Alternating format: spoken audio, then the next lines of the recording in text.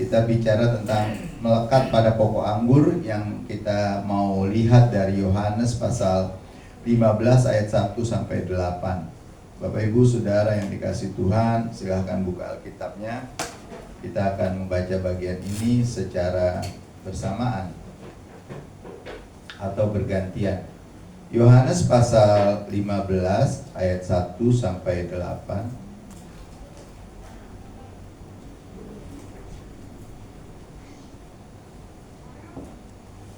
Bapak Ibu kalau sudah dapat boleh kita bangkit berdiri. Kita akan bacakan. Silakan buka Alkitabnya karena di monitor nggak tersedia. Yohanes pasal 15 ayat 1 sampai 8 kita akan baca bergantian. Saya mulai baca ayat 1, Bapak Ibu ayat 2, demikian seterusnya sampai selesai. Saya mulai ayat 1. Akulah pokok anggur yang benar dan Bapakkulah pengusahanya. Setiap ranting padaku yang tidak berbuah dipotongnya, dan setiap ranting yang berbuah dibersihkannya supaya ia lebih banyak berbuah. Kamu memang sudah bersih karena firman yang telah kukatakan kepadamu. Tinggallah di dalam aku dan aku di dalam kamu. Seperti ranting tidak dapat berbuah bisa sendiri kalau ia tidak tinggal pada pokok anggur, demikian juga kamu tidak berbuah jika kamu tidak tinggal di dalam aku. Akulah pokok anggur dan kamulah ranting-rantingnya. Barang siapa tinggal di dalam aku dan aku di dalam dia, ia berbuah banyak, sebab di luar aku kamu tidak dapat berbuat apa-apa. Barang siapa tidak tinggal di dalam aku, ia dibuang keluar seperti ranting dan menjadi kering. Kemudian dikumpulkan orang dan dicampakkan tetapi lalu dibakar. Jikalau kamu tinggal di dalam aku dan firmanku tinggal di dalam kamu, mintalah apa saja yang kamu kehendaki dan kamu akan menerimanya. Dalam hal inilah bahwa aku dipermuliakan, yaitu lengkap kamu berbuah banyak, dan dengan demikian kamu adalah murid-muridku. Haleluya, silahkan duduk Bapak Ibu. Puji Tuhan, kita masih mendapat kesempatan pagi hari ini untuk membaca firman Tuhan. Nah Bapak Ibu Saudara yang dikasih Tuhan, di dalam bacaan kita Tuhan Yesus memakai pokok anggur untuk menjelaskan hubungannya dengan murid-murid. Tentunya juga hubungan kita dengan Tuhan. Pokok anggur melambangkan sumber kehidupan. Jadi pada masa itu pokok anggur itu batangnya itu merupakan sumber kehidupan bagi ranting-ranting dan buah. Karena kalau pokok anggur enggak baik, enggak benar, buah dan ranting juga belum tentu baik dan benar. Di sini hanya Yesus pokok anggur yang benar yang memberi kehidupan sejati. Kita tahu bahwa di ayat 5 tadi Tuhan Yesus berkata, tanpa Dia kita tidak dapat berbuat apa-apa. Tanpa Dia kita tidak dapat berbuat apa-apa. Nah Bapak Ibu Saudara yang dikasih Tuhan, pertama-tama kita mau lihat Tuhan Yesus yang mengatakan akulah pokok anggur yang benar. Di ayat 15 ayat 1 itu dikatakan akulah pokok anggur yang benar. Nah Tuhan Yesus pokok anggur yang benar, sumber kehidupan yang kekal. Di bacaan kita ini kata yang benar, kata benar itu sendiri dari bahasa Yunani yang menggunakan kata aletinos. Aletinos itu artinya asli, beneran, murni, sejati. Jadi bukan anggur bohong-bohongan gitu. Apalagi sekarang banyak juga yang barang-barang sintetis, barang-barang buatan gitu. Nah, Bapak Ibu, tapi Tuhan Yesus ingin mengatakan, aku adalah pokok anggur yang benar, alitenos. Artinya aku ini asli loh, pokok anggur yang sebenarnya. Banyak pokok anggur lain yang seolah-olah memberi kehidupan, tetapi hanya Yesus Kristus yang memberi kehidupan kekal. Ada banyak orang yang bisa mengaku, ikut aku kamu akan hidup, ikut aku akan begini. Tapi yang benar-benar memberikan kehidupan sejati itu hanya Tuhan Yesus. Bapak Ibu, tanpa Tuhan bisa hidup. Ya, kita tahu. Ada banyak orang di luar sana yang tanpa Tuhan Yesus hidup dia. Tapi hidupnya mereka itu hidup yang nggak ada gunanya, hidup yang tidak ada berarti. Makanya pokok anggur palsu adalah segala hal yang menjauhkan kita dari Kristus. Dosa, Bapak Ibu, kan dosa itu enak sebenarnya Bapak Ibu. ambisi pribadi. Kalau Bapak Ibu pengen kaya, Bapak Ibu pengen jadi orang penting, Bapak Ibu pengen terkenal, segala macam hal-hal seperti itu akan membuat kita mungkin puas, tapi sebenarnya yang kita ikuti itu pokok anggur yang nggak benar. Kesenangannya sementara. Mungkin Bapak Ibu jadi penipu misalnya, itu bisa dapat duit banyak, orang korupsi misalnya.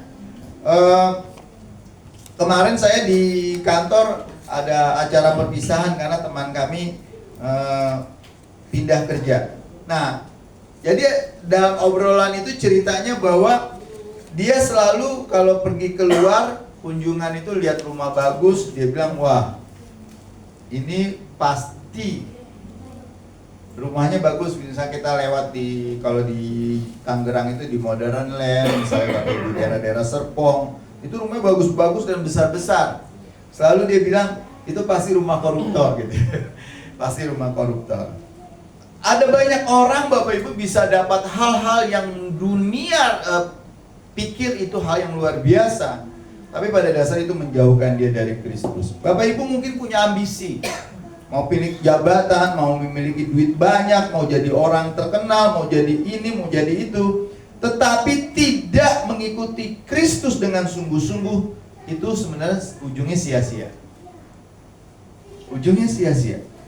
Mungkin sementara kelihatannya enak, luar biasa, hebat, tapi itu akan jauh. Tapi pokok anggur yang benar, ya di mana Tuhan Yesus itu yang adalah pokok anggur yang benar itu, dia akan memberikan kasih di dalam hidup kita. Akan ada pengampunan di dalam Kristus, ada kuasa untuk berbuat. Bapak Ibu, Yesus sendiri berkata, Yohanes menulis bahwa Tuhan itu adalah kasih. Dan kasih itu adalah Tuhan itu sendiri. Kalau Bapak Ibu ingin menemukan kasih sayang, jangan cari di luaran. Tadi di jalan, Ko Andi cerita, katanya di di sini apa sih tadi? Glodok. Ada diskotik yang terbakar. Bapak Ibu, diskotik itu banyak dan banyak orang yang datang ke diskotik. Ngapain? Cari kesenangan, cari penghiburan, cari sukacita. Tapi itu cuma sementara selama dia ada di dalam ruangan itu, Bapak Ibu. Hanya ada di dalam ruangan itu. Sukacita yang sejati itu nggak pernah akan kita dapatkan ketika kita menjauh dari Kristus, ketika kita mencarinya di tempat lain, mencarinya di hiburan yang lain.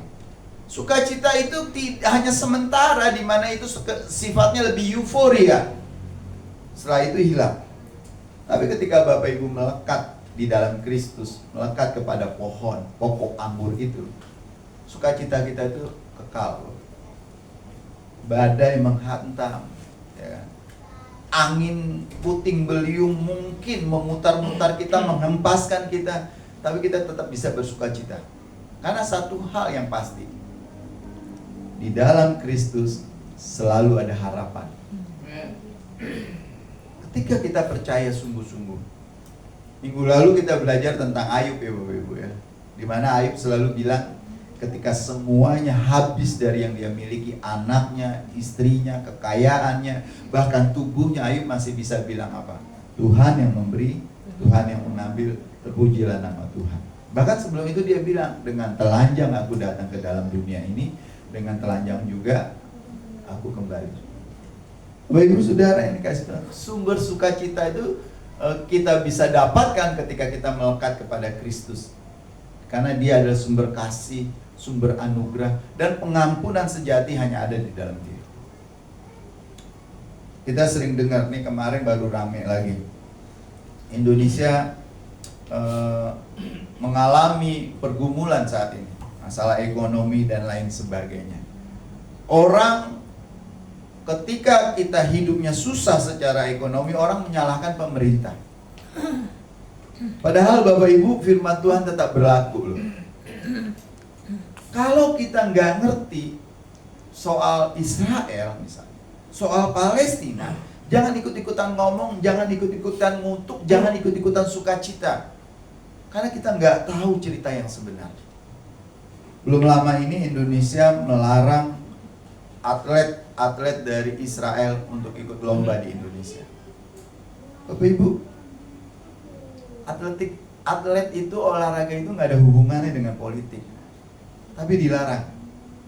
Bulan lalu pelarangan, tapi lihat sekarang terjadi beberapa masalah kita dalam ekonomi.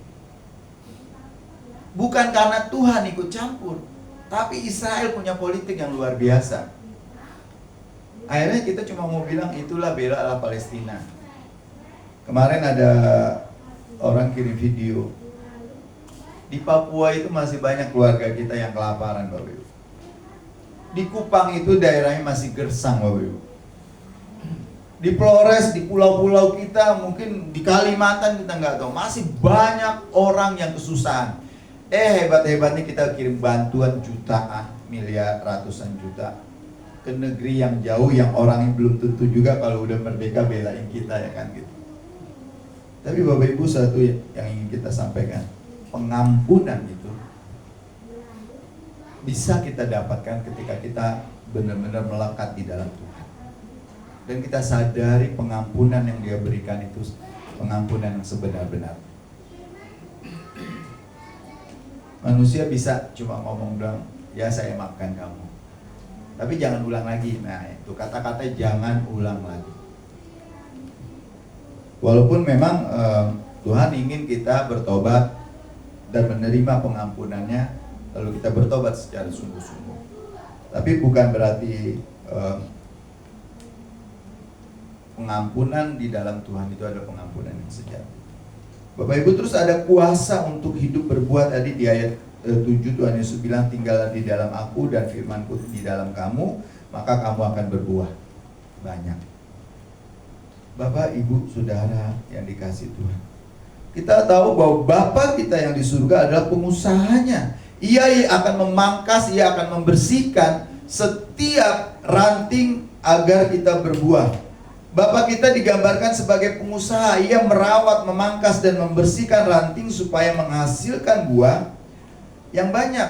Ini kemarin juga saya pernah sampaikan, ada banyak orang yang katanya, kalau saya hidup sungguh-sungguh di dalam Yesus, kenapa sih saya rasanya banyak pergumulan? Kenapa sih kok saya merasa jadi nggak nyaman? Kenapa sih saya menjadi ini? Kenapa sih saya menjadi ini? Bapak Ibu Saudara yang dikasihi Tuhan, pohon anggur, buahnya itu kan dia satu renceng. Apa sih bahasa? Kalau bahasa Jakarta namanya satu renceng.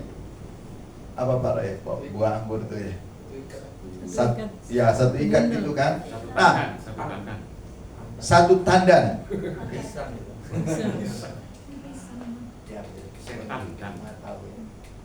Saya lihat di gambarnya dulu. Nah, itu renceng. Kalau bahasa orang Jakarta satu renceng.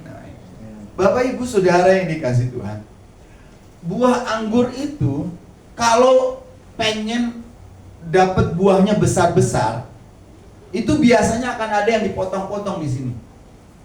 Akan ada dipotong. Jadi itu namanya pruning. Kalau bahasanya Kakak Jessica, pruning, dipotong.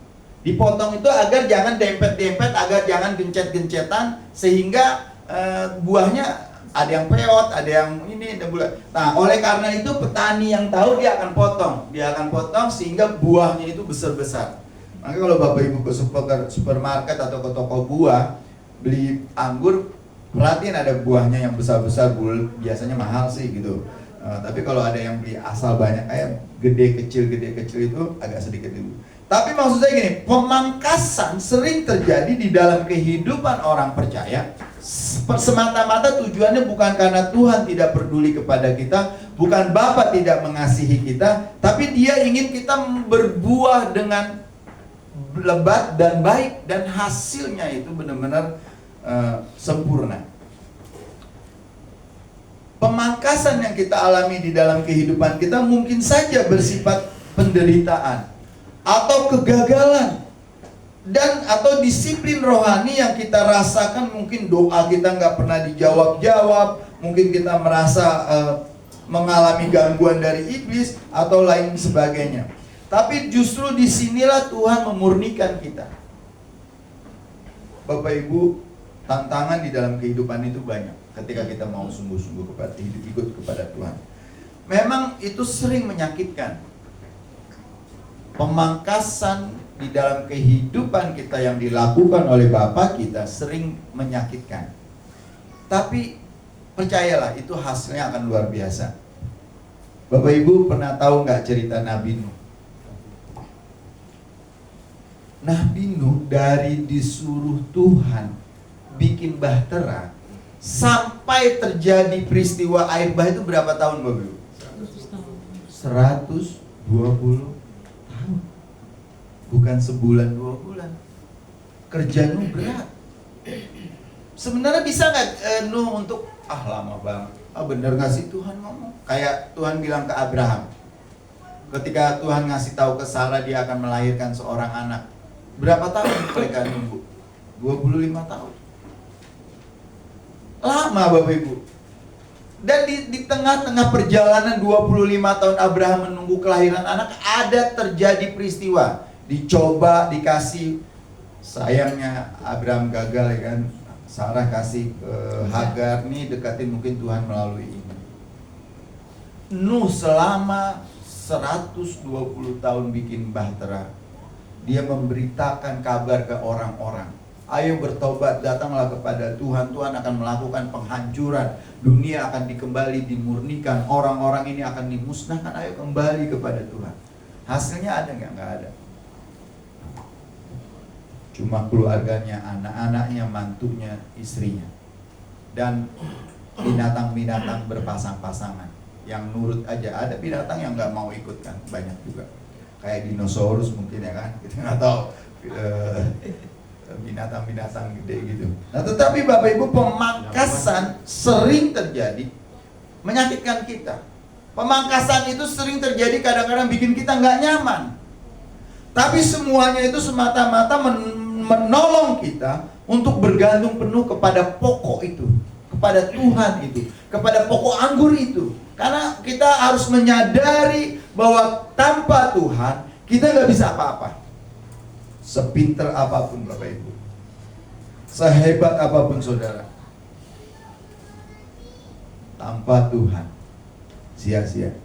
Mungkin awalnya kelihatannya enak, mungkin kelihatannya nyaman, mungkin kelihatannya bagus-bagus saja, tapi ada masanya kita akan hancur. Orang-orang era Nuh pada masanya Nabi Nuh, mungkin Nuh dibilang gila loh. Ini kita nggak apa-apa kok, nyaman-nyaman aja mereka hidup dalam dosa, berpora-pora, saling membunuh satu dengan yang lain. Tidak terjadi apa-apa kok, 120 tahun, 100 tahun lebih. Nggak terjadi apa-apa. Tapi lihat Bapak Ibu hasilnya.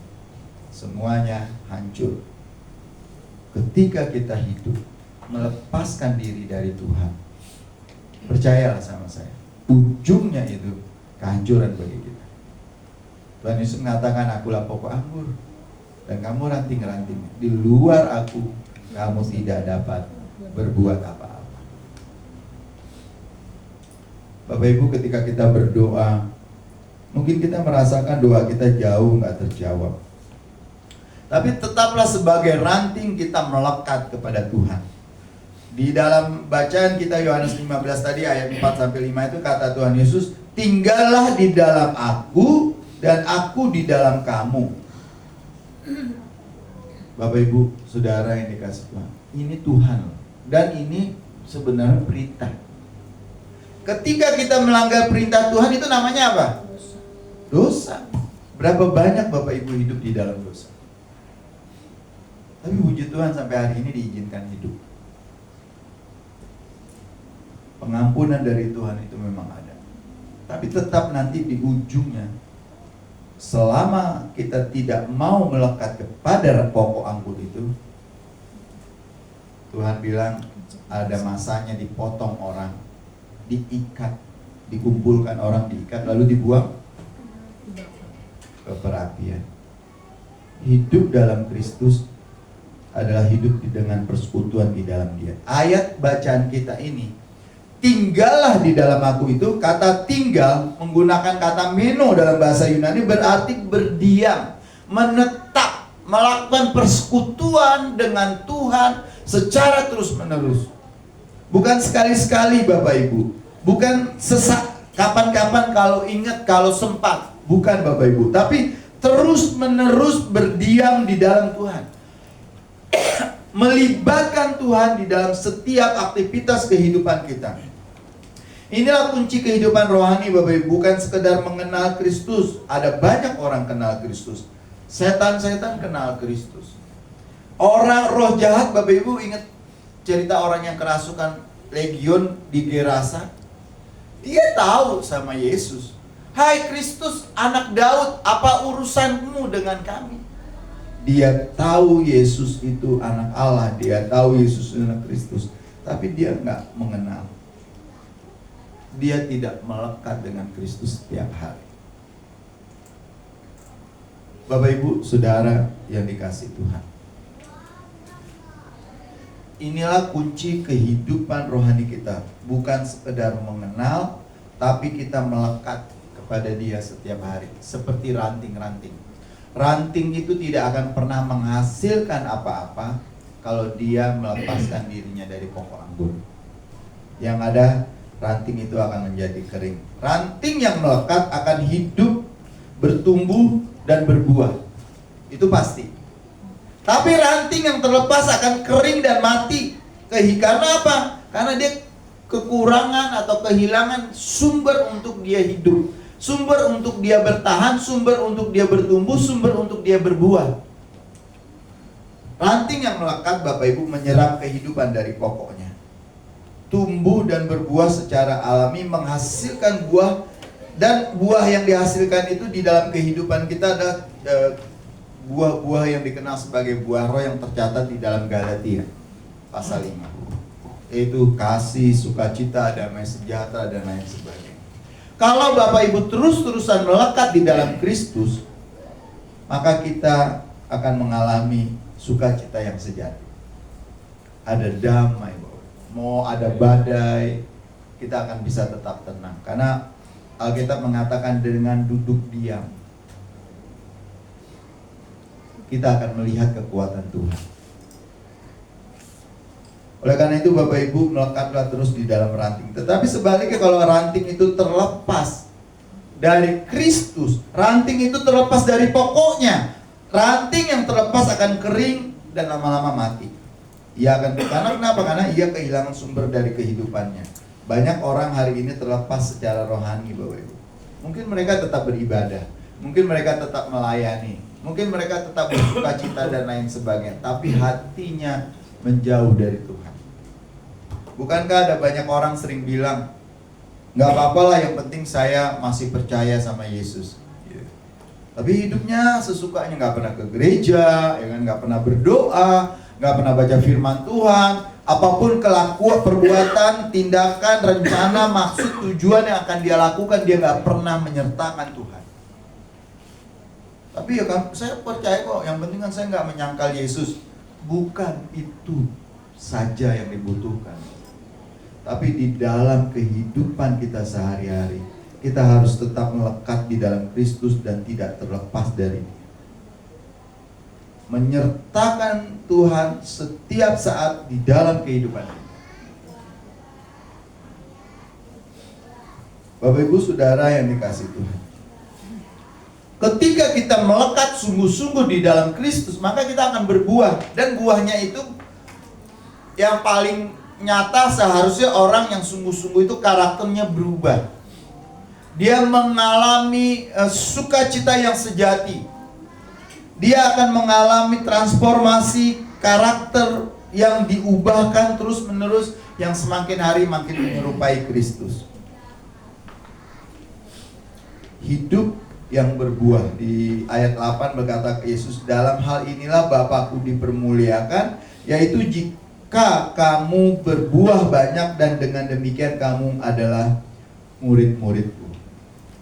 Jika Bapak Ibu kita tinggal di dalam Kristus, maka kita akan mempermuliakan Bapa di surga. Buah yang dimaksud di dalam ayat ini pertama adalah karakter yang diubahkan.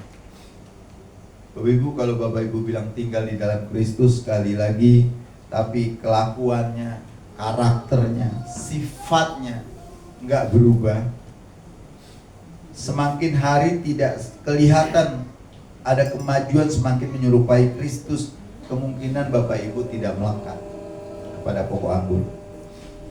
Lalu ada pelayanan yang memberi dampak. Orang lain dibuat mengenal Kristus melalui kehidupan kita. Buah itu bisa orang lihat, wah ini orang kok hidupnya berbeda. Bapak Ibu, di dalam pergaulan kita, di dunia kita ini, orang lebih mementingkan dirinya sendiri, tidak peduli sama orang lain. Tapi biarlah kita sebagai orang yang melekat di dalam Kristus mencontohkan kepedulian kepada sesama. Bapak Ibu, melayani orang lain itu kan gak harus dengan uang.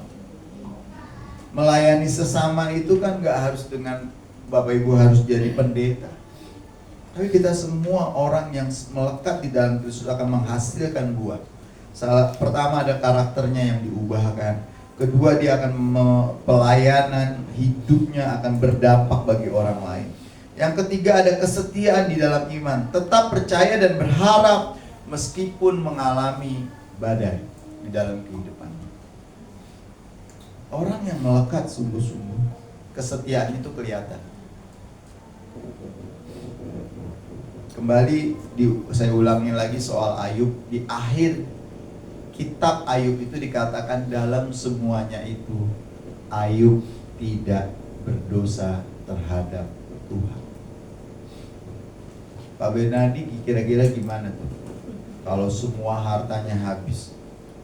Jangankan harta benda, Bapak, tubuh kita dibikin luka, penyakit tumbuh semua, nggak bisa ngapa-ngapain, ya kan? Kayak COVID misal kemarin, beberapa waktu lalu, orang terserang COVID langsung diisolasi, ya kan? Habis semua, nggak bisa ketemu apa-apa. Punya duit banyak juga nggak ada gunanya, percuma. Nggak bisa ngapa-ngapain. Saya kerja di rumah sakit, orang kaya banget minta kamar khusus, nggak dikasih, nggak bisa, harus masuk isolasi tetap. Bapak Ibu mau punya duit sebanyak apapun, kalau penyakit luar biasa datang ke kita nggak bisa ngapa-ngapain. Tapi lihat dalam semuanya itu Ayub tidak berdosa terhadap Tuhan. Dia setia, percaya kepada janji Tuhan. Dia memegang janji itu. Oleh karena itu Bapak Ibu, hidup yang berbuah bukan karena kekuatan kita sendiri, tetapi karena kita melekat pada Kristus yang adalah sumber dari kehidupan kita. Oleh karena itu belajarlah terus menempel kepada Tuhan. Belajarlah terus mendekat kepada Tuhan. Belajarlah terus melibatkan Tuhan di dalam setiap kehidupan kita. Ranting itu, dia melekat, artinya kehidupannya bergantung penuh kepada pokok anggur. Dan dia akan menuruti apa yang pokok anggur berikan, apa pokok anggur lakukan. Dan hasilnya dia berbuah. Buah kita. Ini Bapak Ibu nanti ketika hidupnya sungguh-sungguh di hadapan Tuhan, Tuhan Bapak Ibu diberkati, entah itu secara materi, entah itu secara kesehatan, entah itu secara batin, entah itu secara pikiran, Tuhan berkati. Jangan lupa itu bukan karena Bapak Ibu lebih rohani dari orang lain, tapi karena itu hasil dari kesetiaan kita melekat terus kepada Tuhan. Ibu Ria nanti kalau diberkati Tuhan secara melimpah, dapat duit 1 triliun misalnya Ibu Ria. Ingat, itu bukan karena Ibu Ria hebat, bisa kerja, dapat ngurut konglomerat. Ibu Ria ini ngurut konglomerat, ya kan? Konglomeratnya senang lalu dikasih cek 1 triliun. Bukan karena urutannya enak, tapi karena Tuhan Yesus. Ibu Rita kalau nanti misalnya tahu-tahu bukan sekedar jadi tim hore di Indosiar, tapi diangkat dia jadi pemain utama misalnya kan, sama si Nemaat jadi bintang pemeran utama. Ingat, itu bukan karena Ibu Rita pinter ngegombal gitu kan, ngegombalin Pak Benardi nggak apa-apa lah. Tapi karena ada Tuhan. Kalau kita melekat kepada Tuhan, kita diberkati luar biasa. Bapak Ibu, saya bukan apa-apa dan bukan siapa-siapa. Tapi ketika belajar mau mendekat kepada Tuhan, Tuhan kasih kesempatan banyak, luar biasa. Tapi itu bukan karena kita hebat. Saya pamer sedikit. Saya katanya doktor, Bapak Ibu. Kuliahnya udah S3. Wisuda kuliahnya itu bukan 3 kali tapi udah 4 kali, Bapak Ibu. Orang nggak pernah tahu siapa saya. Oh, Pak Yan dokter, nggak pernah tahu.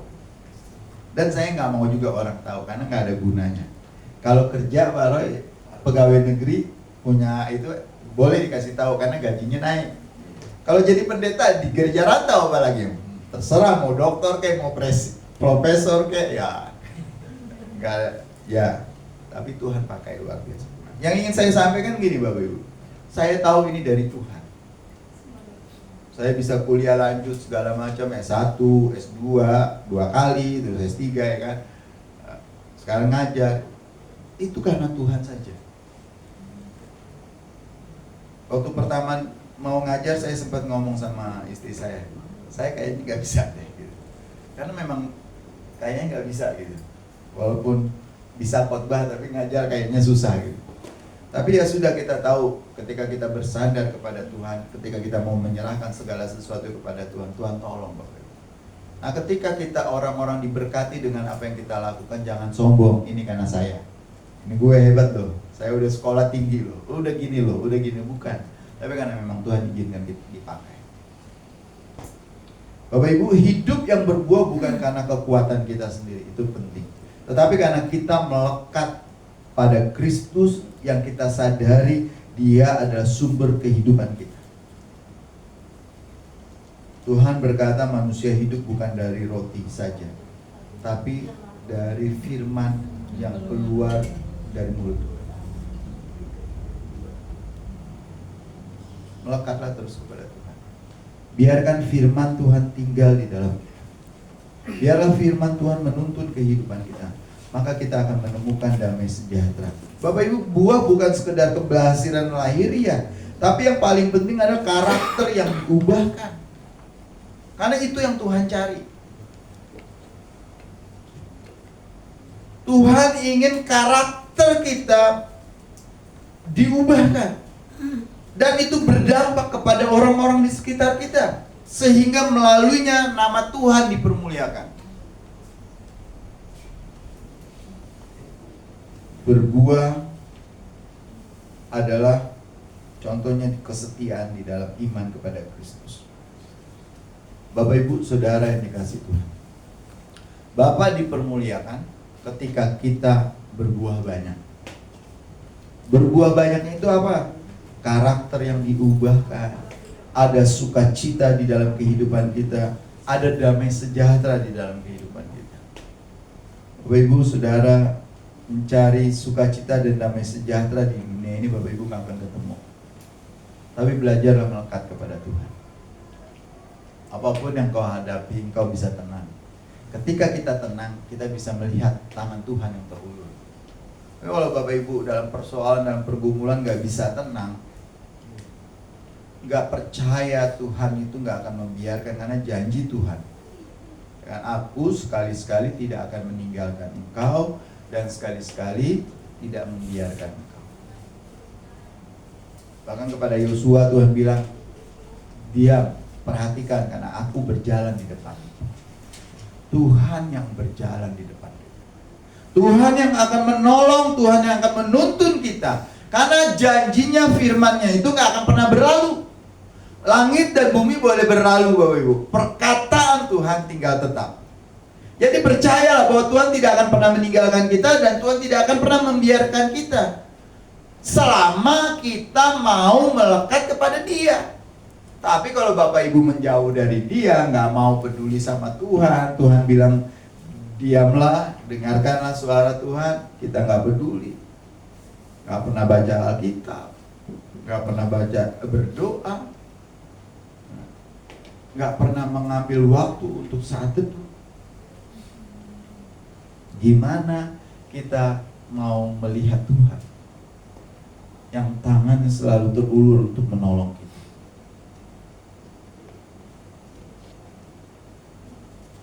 Ikut Tuhan bukan berarti gak ada masalah. Pasti banyak masalah yang dihadapi. Ikut Tuhan bukan berarti damai saja, pasti ada ketidaknyamanan. Karena kita ngelihat orang-orang hidupnya enak, ya kan, duitnya banyak aja, ya kan. Apalagi kalau Bapak Ibu sering-sering buka media sosial, ya kan, kayaknya ngelihat orang hidupnya senang, ayo kok kita enggak gitu. Percayalah Bapak, kebenaran sejati, sukacita sejati, damai sejahtera sejati hanya ada ketika kita melekat di dalam Kristus. Oleh karena itu hari ini saya ingin mengajak kita untuk memeriksa kembali hubungan kita dengan Tuhan.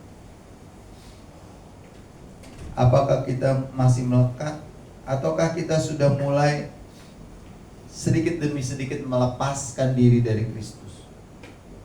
Mungkin kita masih menjadi orang Kristen. Mungkin kita mulutnya masih bisa bilang saya percaya Yesus sebagai Tuhan dan Juru Selamat. Tapi kenyataannya kemungkinan kita menjauh, tidak melekat. Lama-lama kita akan menjadi kering. Bapak Ibu, pagi hari ini izinkan Tuhan memangkas bagian hidup kita yang tidak berbuah. Mungkin tanpa sadar kita hidup dalam keangkuhan, dalam kesombongan. Mungkin tanpa sadar kita mengikuti arus dunia. Mungkin tanpa sadar kita membalikkan diri kita dari Tuhan. Karena gemerlapnya lampu lebih menyenangkan ketimbang cuma lampu sorot satu aja.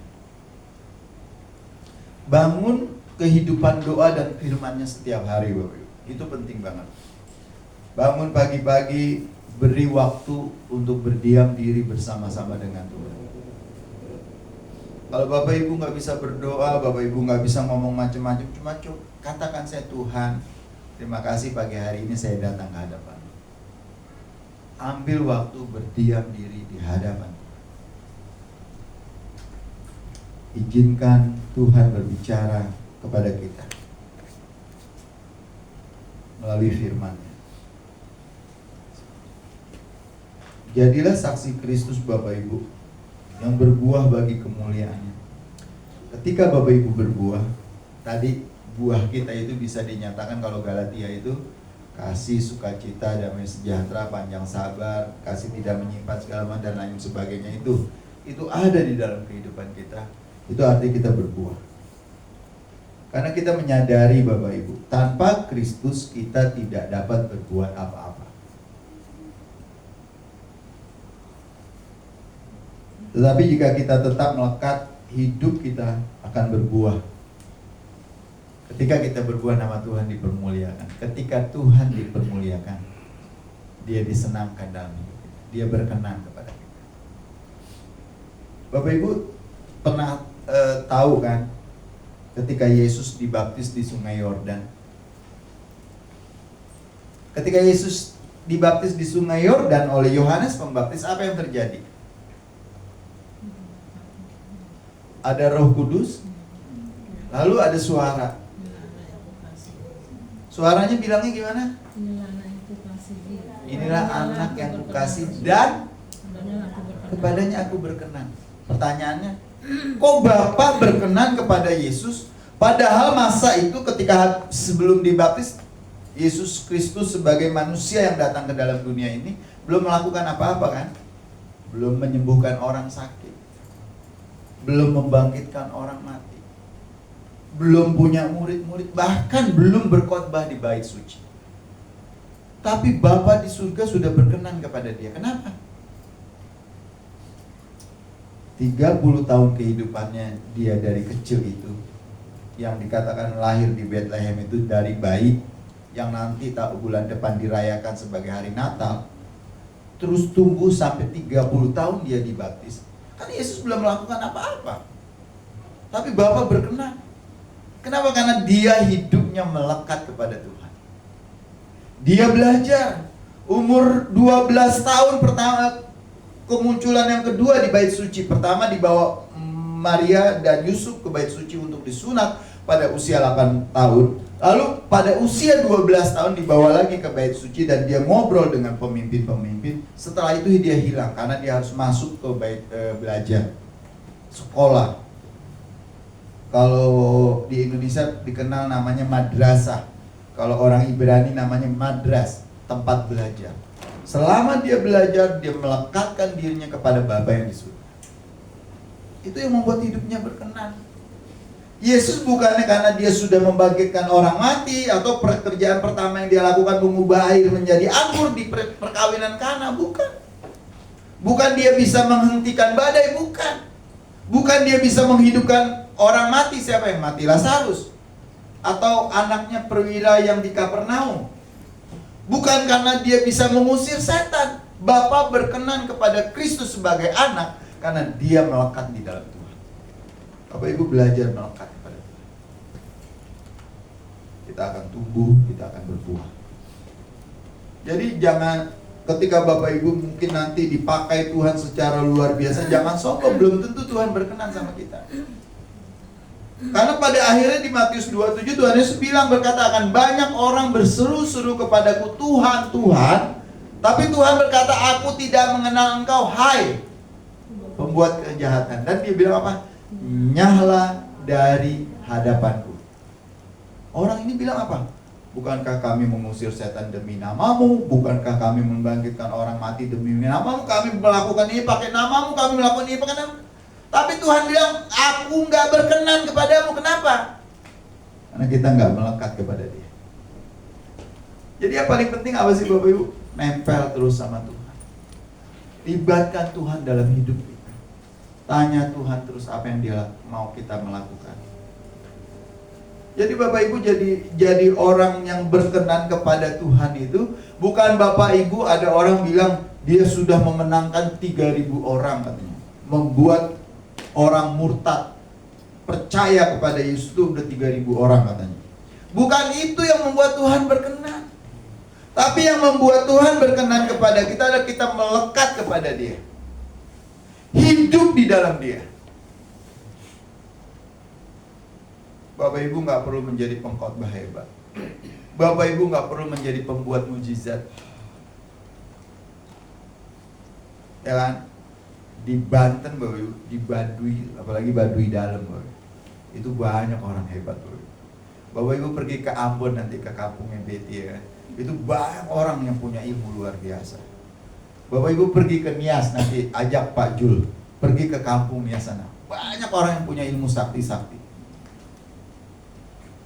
Jadi kalau kita bisa bangkitin orang mati, misalnya, kita bisa doain orang sakit sembuh, jangan sombong, itu bukan karena kita. Karena yang paling Tuhan berkenan di hadapan kita adalah melekat kepada Dia. Ingat cerita Maria dan Marta, Bapak Ibu tahu cerita Marta dan Maria atau Maria dan Marta? Siapa yang paling sibuk dalam cerita itu? Marta. Rajin. Melayani Tuhan Yesus dan murid-muridnya. Maria ngapain? Duduk diam di kaki Tuhan, mendengarkan Tuhan Yesus mengajar. Tapi yang dikenan Tuhan sih yang mana? Maria. Kan dia malas. Nggak bikin mujizat, nggak melayani, nggak membantu beres-beres di gereja kayak Betty misalnya gitu. Tapi Tuhan lebih berkenan ke Maria. Kenapa? Melekat pada. Jadi Bapak Ibu Saudara yang dikasih Tuhan, pagi ini kita diingatkan untuk hal ini. Melekatlah kepada Tuhan. Karena dengan kita melekat kepada Tuhan, lama-lama karakter kita akan diubah. Ketika kita akan melekat kepada Tuhan, kita akan terus-menerus dibaharui di dalam Dia. Mari kita tunduk kepala, kita berdoa. Tuhan, terima kasih, dan biarlah kami seperti firman-Mu mengatakan menjadi ranting yang terus melekat kepadamu ya Tuhan. Kalau memang di dalam kehidupan kami, di dalam kerohanian kami, ada hal-hal yang akan mengganggu buah yang Tuhan inginkan, biarlah Tuhan bersihkan itu. Biarlah Tuhan gunting, Tuhan buang, dan Tuhan singkirkan. Kami ingin hidup kami berkenan dan menyenangkan hati-Mu ya Bapa. Terima kasih untuk firman-Mu. Menteraikan ini dalam hati kami. dan jadi pengingat bagi kami. Di dalam nama Tuhan Yesus kami berdoa. Haleluya. Amin.